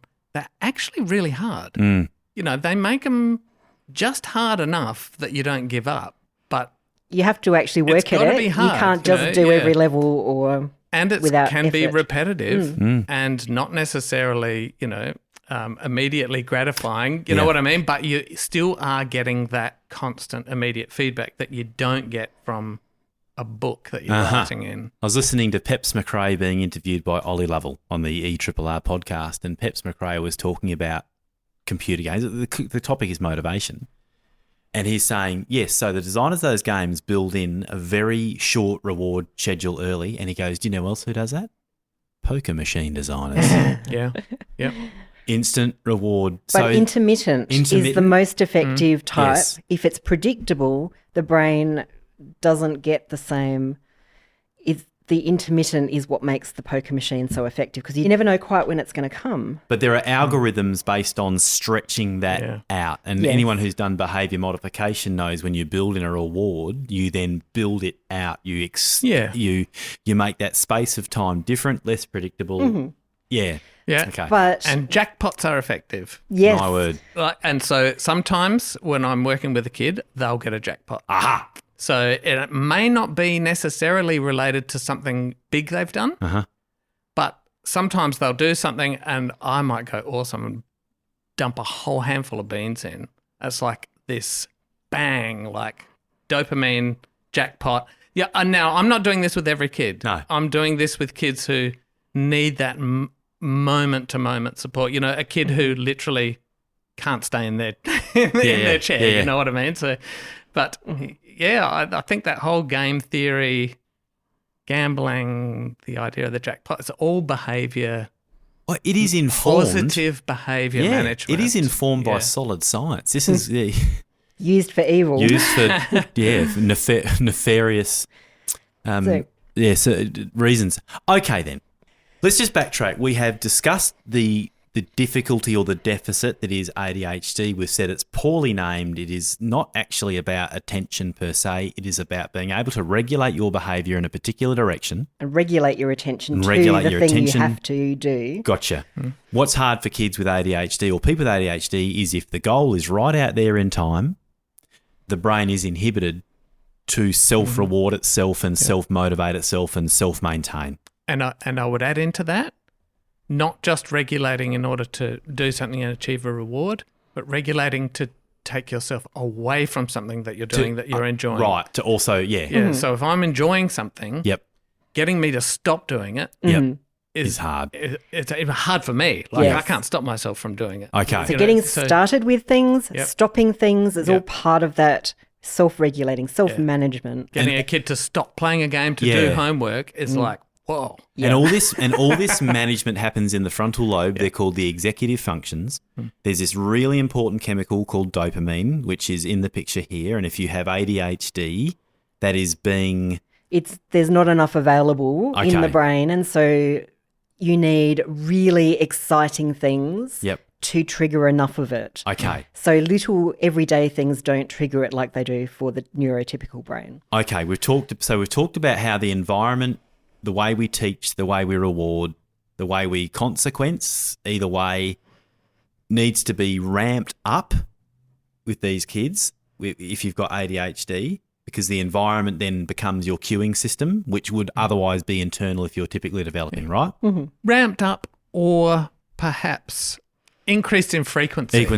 Yes. So, that's what I meant. They can be small rewards. Yes. But I want to get them every couple of minutes, not twice a day. Gotcha. Yes. So this is okay. And how long you can go between rewards generally changes as you get older. So you can have bigger gaps between the rewards. So for a reception kid, it's every couple of minutes maybe that you're checking in, or, 10 minutes. Yeah. For a high school kid, it might be twice a lesson. Okay. Yeah. So you don't, your ability to stick out a task generally increases with age, because with age comes greater maturity of the frontal lobe. And that's important you say this, because this is a delay. This is what makes it different to a specific learning difficulty. So it's a pervasive developmental delay. Gotcha. Which means that it impacts on everything. Yep. Pervasive is impacts on everything. Goes and everywhere. Developmental means it's from birth and impacts on how your brain develops. Yep. And the research shows that the brain still goes through all the normal stages of development. It just happens more slowly. Behind, yep. And the frontal lobes and the executive functioning really don't fully mature until 30s. Well, they do most of their studies on men. Yeah. And so it's for males 35 instead of 25. Yep. Is what I've read. Yeah.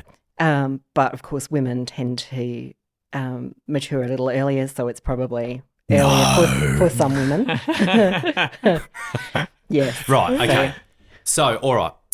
Now that we have kind of waded through what this kind of is, let's talk about how it crosses over with reading and how it crosses over with reading difficulty, like a specific learning difficulty like dyslexia. Mm-hmm. Benita, talk to us. All right. So first off, because we've been talking about ADHD, I think let's talk about what is specific to ADHD and reading, and then we can add in what the dyslexia brings as well. Yep. But for ADHD, what you often hear from kids is, I don't want to read, it's boring. So what is going on in their brain is that their brain is reading the words. So generally, if they don't have dyslexia, they can read all the words, but it's not actually going into their brain. And so you could get to the end of the page and you ask them, what did they read? No idea. So it's about the focus and the working memory. So being able to hold what you've read in mind so that it actually makes sense. So if you're reading a story, you need to have that sense of the story that you've already read to make sense of what's happening now. And then, of course, if you have to do a task on the book, you have to be able to remember what was in it. which is all really difficult. So adults with ADHD often are not big readers because they'll get 2 pages in and they'll either forget what they've read or both forget what they've read and their brain's gone off on something else. So the reading task is putting demands on, number 1, attention, and number 2, working memory. Yes. They're the 2 big ones in my opinion. Yep. Often for older people, audiobooks are more effective unless you've got significant difficulties with auditory processing, which does overlap quite a lot as well, in which case talk, you're going to tune out. But hearing it and reading it at the same time often works well. Right. But when you're learning to read, particularly if you've got dyslexia as well, then there's the effortfulness. Like with writing, we were talking about the effortfulness of the letter formation and the spelling. It's not automatic. Reading is the same. If it's not automatic, then that takes brain power away from the comprehension. Right. So you've got your cognitive overload again, which happens quicker if you can't focus on it as well as if the words are harder. Okay. So you got a student who has no reading difficulties. They have stored enough words to make sense. They've got good. I'm thinking of the simple view of reading. They've got language comprehension and they have decoding. So they have stored enough words. But what's getting in the way as they read are the demands that reading long form stuff. When I say long form, that's subjective, isn't it? But reading. And I'm going to put a pin in that one too, because it's not just long form. No. Because I see such a diversity of kinds of kids, I test reading using really short passages that have a word missing. So closed passages. Because they can reread the passage and they can look for clues. But I find, so the dyslexic kids usually, even if they can't read a couple words, can usually score fine because it's not overloading their working memory. The ADHD kids don't notice the clues in the text that they need to make sense of it. So there's often a keyword or there's a few words that give a hint for inference. They're just not noticing them. So the research shows that for those kids, the most effective intervention to increase reading performance is actually medication, because it works on getting the brain to focus on what's in front of them. And if you can't focus on what you're reading, there's no strategy that's going to make comprehension work for you. Because all of those comprehension strategies that we taught kids relied on really sound executive functioning. You know, can you find keywords? Can you get the main idea? Can you ask yourself, am I understanding this? They are all executive functions. So you're saying that you can teach those strategies or talk to kids about them until the cows come home, but they are still not going to get through the main issue, the problem. Okay, because now people have been waiting for medication. They not, you know what I mean? People listening to this who medicate their kids have been waiting for us to talk about medication. I know it. We're talking about it in the context of reading. What about it in the broader context? And we'll come back to reading, but we've got to go here, seeing we're here. Well, where does one start? Okay. So there are lots of different kinds of ADHD medication these days, but the most common and most effective are the stimulant medications. Right. Stimulant doesn't mean the same as what you think every day. For the ADHD brain, a stimulant is calming, not arousing. So it settles the brain down and helps the brain to focus in. It doesn't hype it up. If you're like drinking 5 cans of Coke and you're a neurotypical person and you end up all hyped because you've had too much stimulants, that the ADHD brain actually responds differently because the chemicals in the brain are different. This is counterintuitive. It is. So it does the opposite of what you think. Stimulant medication with ADHD is not stimulating in the way we normally think when someone says stimulating. No. You could, I suppose, say it's stimulating your ability to focus. Uh-huh. But it's really Yeah, it's a misnomer. Okay. So there is a beat up on trashy Australian current affair programs every 6 months when things get slow about the number of kids being medicated and the and how we're drugging the kids. And I have to and when I have parents come in and they've had a child who has been recently identified and they're doing the weighing up around medication, that spooks them. Yep. Parents are often really scared of the idea, and they're also, if they do go ahead with it, ashamed of telling anyone that their kid is on medication because of negative comments from other Oh, you can't parent your kid properly, so you drug them, do you? That's right. Yeah, Big stigma and around it. That is a valid concern because people are very judgmental, and I certainly wouldn't be sharing it with every person in the schoolyard. But the fact of it is that it's been used for decades and is highly effective and very safe. The most commonly used one is Ritalin, which has had the most research done on it, and the main side effects are lack of appetite and some impact on sleep. But not everyone has But not those. everybody has No. those. No. And lack of appetite is a pretty minimal side effect for kids who are not able to function in the classroom and learn. Generally, I would only recommend it for my clients if the impairments were fairly significant because it is a big thing to take a medication. My experience of talking to adults who take the medication and children who've been on medication is that it does change the internal feeling, and I don't know if that's just because things are working differently Or how they should have. and how they should have, but it feels different, and some people or children don't like that feeling. I've experienced that with a couple of students. Yes. I don't feel like me. Yeah. And I've gone to them, I get it. I think what's happening is you're feeling how a brain at your age.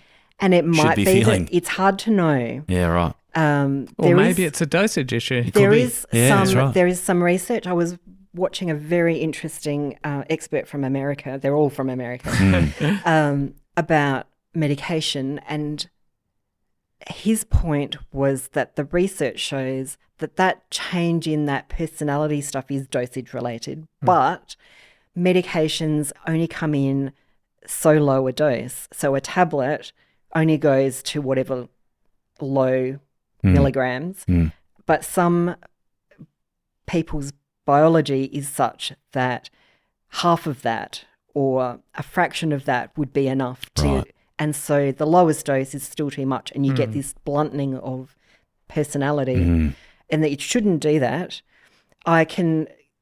Recently a student, and I've had a few students say this, they say, if it's working well, I don't think I'm different on it.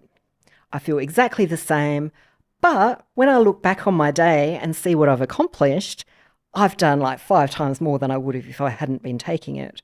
So that is the ideal of what you want, is to not have a bad feeling and not necessarily notice yourself, but have people around you go, wow, you were following that conversation better. You weren't going off on tangents while you were talking.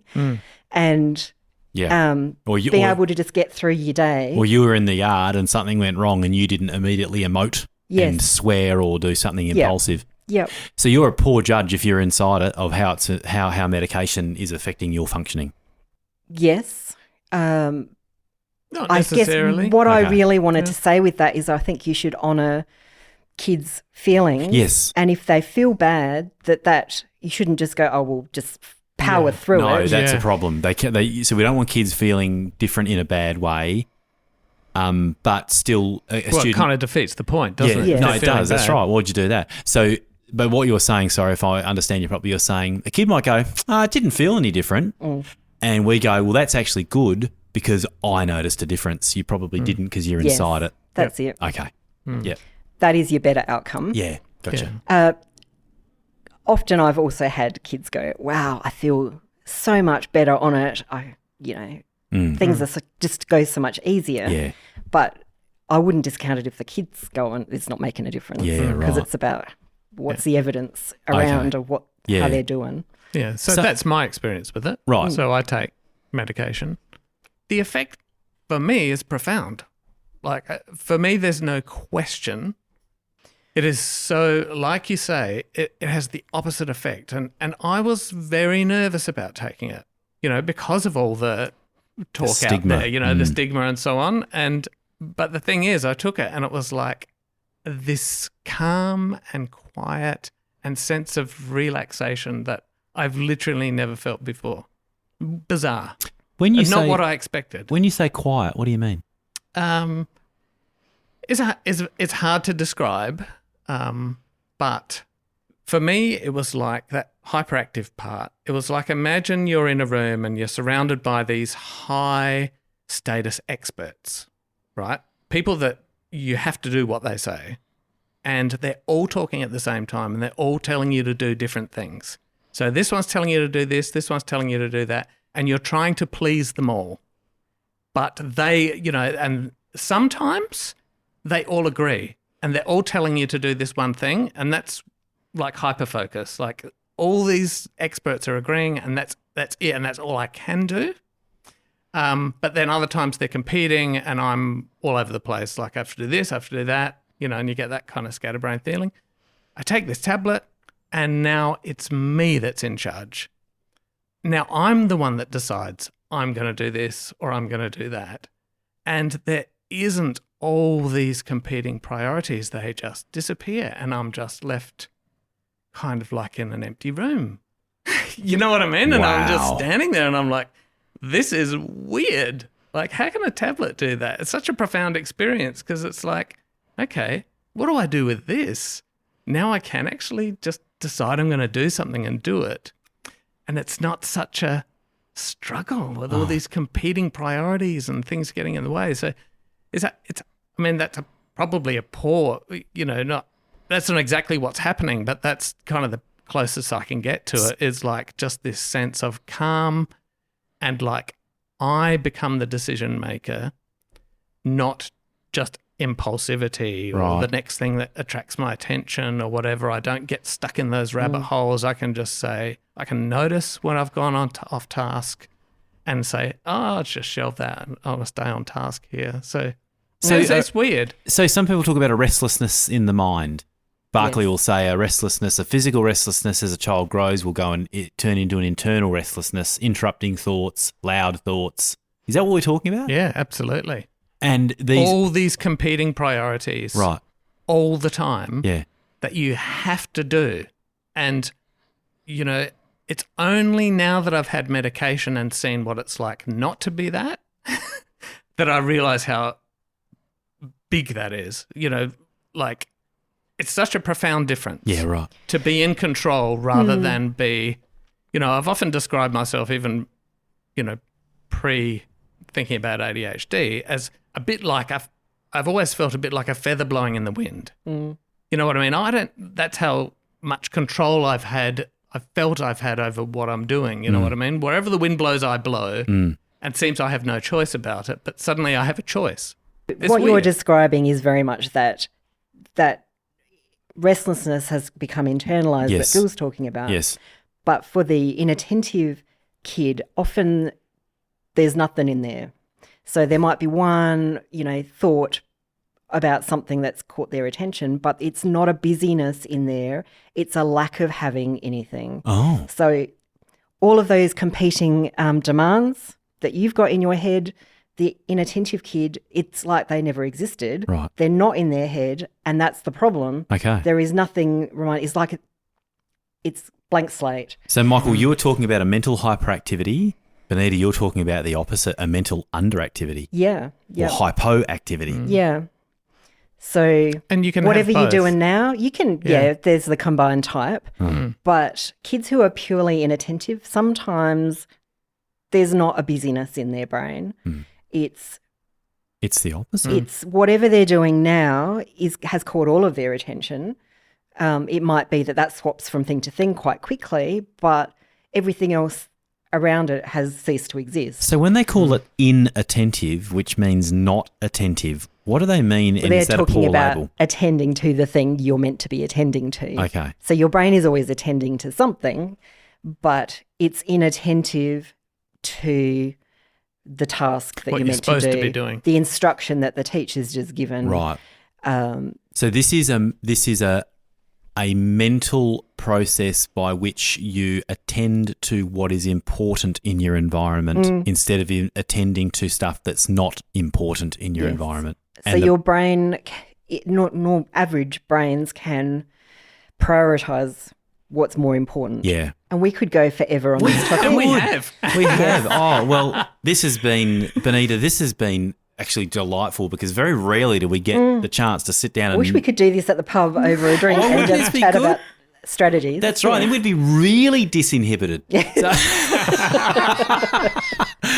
Well, thank you for joining us, Benita. It's been absolutely wonderful. I always learn a lot in these. Me too. And Michael, thanks for your sharing. Thank because you. There was, it was pleasure. really interesting to get insights into how you experience this. I've So, learnt a lot. Yeah, Oh, me too. really? Well, that's good. Yeah.